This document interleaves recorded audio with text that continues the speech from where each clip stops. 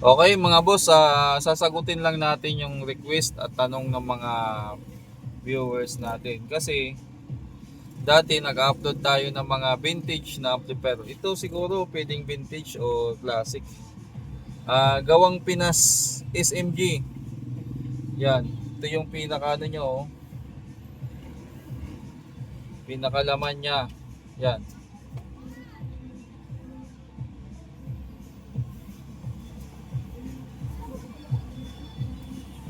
Yan. Tapos ito naman yung likod. Yung hawakan niya, nandito sa taas. So ayan, SMG. SMG. Nakabaliktad lang yung camera natin. So ang katanungan ay ganito. Bakit boss hindi ka na gumagawa ng vintage? Sabi naman yung nagrereklamo sa atin lagi, si Kuya Romel Tornato, sabi niya, puro 5 auto na lang boss, wala ka nang wala ka nang ginagawang vintage, sayang. Mas gusto niya yung puro vintage. May mga rason din ako at dahilan kung bakit ko tumigil. Bakit ko tinigil mag-repair ng vintage. Isa yan sa mga dahilan kung bakit pumuti ng sobra yung buhok ko. Mga boss, kasi yung tumanggap ako ng vintage, grabe ang stress na inabot ko. Grabe ang stress level na inabot ko. Hindi na ako kumita, na-stress pa ako. Sobrang stress ang inabot ko sa mga vintage na yan. Although meron ako mga napapagana, napapagawa, pero 50-50. 50% mapagana, 50% hindi. So, na-realize ko ano ba talaga goal ko.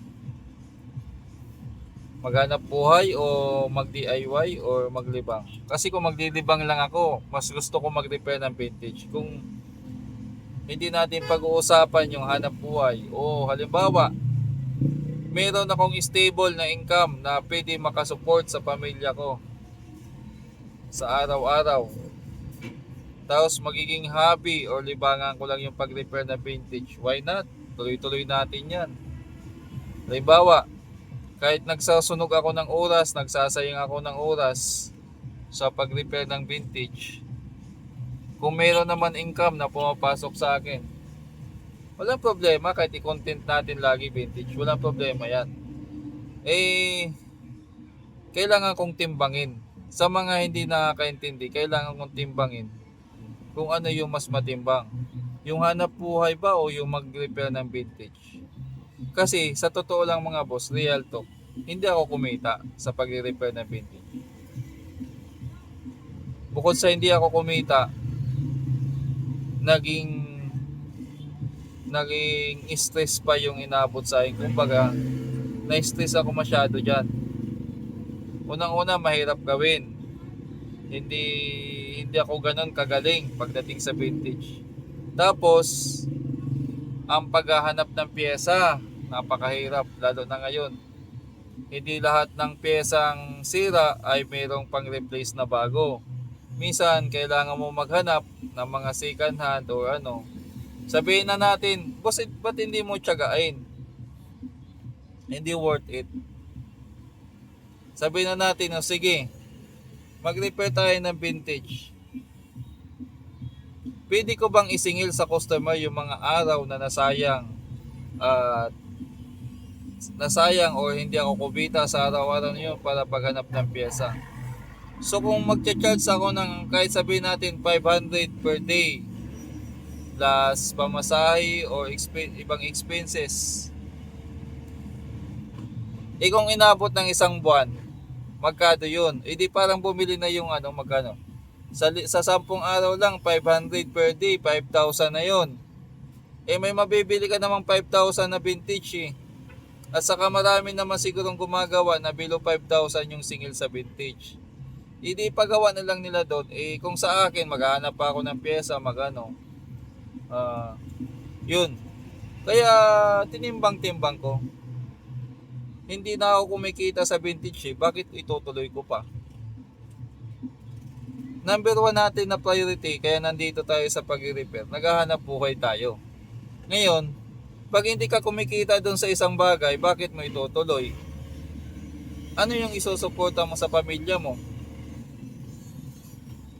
Ano yung itutuloy-tuloy mo lang mag-repair ng vintage? Kahit nahihirapan ka, kahit halos hindi mo pagana, kahit natatagalan ka, kahit hindi ka na kumikita.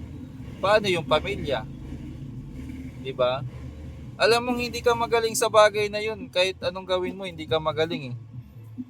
Tutuloy mo pa rin ba? Wala na kasi tayo dun sa window na pwede ka pa mag-aral. Pwede ka mag-aral saglit, pero yung sabi ng pang long term, wala na. Andito na tayo sa point na kailangan natin kumita araw-araw para may pambili tayo ng bigas. 'Di ba? Ako kahit maliitan lang kita diyan sa 502, okay na ako diyan kasi alam ko sa sarili ko na pag natapos ko to, kikita ako, at pag may pumasok na 502, siguradong kikita ako at matatapos ko at magagawa ko. Mataas yung success rate ko. Ba't ko pa isusugal yung oras ko doon sa bagay na hindi ko sigurado kung mapapagana ko o hindi, na pwede sa bandang huli magsayang ako ng oras ko at hindi pa ako kumita, ang naiwan sa akin ay stress. 'Di ba?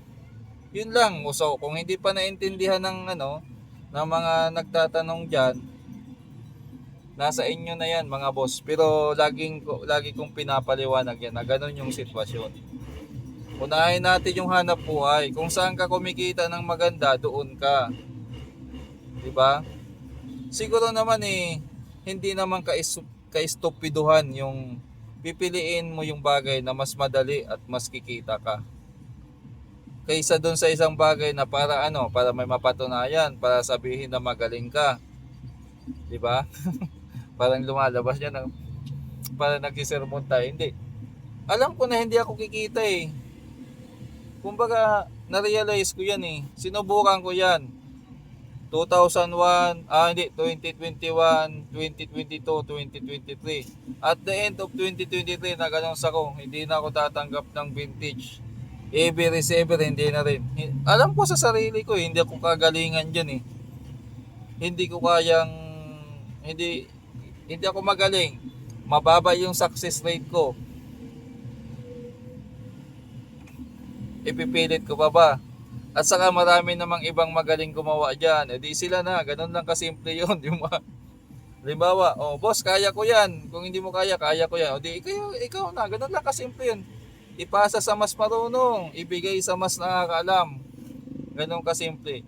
Bakit mo pa pipiliting panghawakan ay yung isang bagay na hindi mo naman pala kayang gawin? Give up mo. Yun. Doon ko na-realize ng taon na yon, 2021 hanggang 2023, minsan mag-i-repair ako ng vintage. Troubleshooting, minsan isang araw, dalawang araw, hindi mo pa nahanap yung sira. Tapos pag nahanap mo yung sira, hahanap ka ng pyesa ngayon. Wala ka mahanap, mag-iikot-ikot ka sa mga technician, sa mga shop. Baka mayroon sila mga bunot, kung saan ka maghahagilap ng pyesa, o kaya minsan replacement, tapos minsan backjob pa dahil yung replacement hindi kasing tibay ng mga original. Naku, ang daming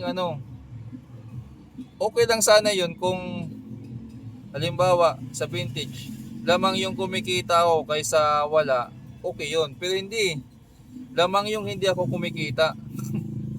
Tapos, ang matitira sa akin is stress, magagalit pa yung customer. Ako pa sisisihin ng customer pag hindi nagawa. Minsan sasabihan ka pa ng customer, bakit ka pa nagpabili ng pyesa, hindi naman pala gumagana, o hindi naman pala yun ang sira. Pero kinausap mo naman, sinabi mo naman na bago mo bilhin yan, sugal tayo dyan. Kumbaga, pwedeng gumana, pwedeng hindi. Minsan kasi hindi mo rin kasi makontrol kung ano yung iniisip, kung ano yung point of view ng customer. Mas maganda, let go. Ganun lang kasimple yun. Kaya pinili ko na wag na lang. Kaya kahit minsan parang pakiramdam ko kaya kong gawin, wag na lang. Wag na lang kasi Siguradong sigurado ko pag nag-upload ako lagi ng vintage, maraming mag-upload sa akin, maraming magsasabi. Kahit nga ngayon na hindi na ako na tumatanggap, marami pa rin nagtatanong kung gumagawa ba ako ng ganito, ganyang model. Kasi andyan pa naman yung mga video sa YouTube ina-upload ko, hindi ko naman tinatanggal eh. Kaya yung iba na hindi pa alam na hindi na ako tumatanggap, nagtatanong pa rin sila. Pero kung personal lang pag-uusapan, kung puso sa puso, ah kung papairalin ko yung sarili ko, gustong gusto ko gumawa ng vintage. Kung wala tayong pag-uusapan, kung wala akong obligasyon, mga boss, halimbawa pensyonado, halimbawa pensyonado ako o ano tawag dito, sustentado ako ng gobyerno.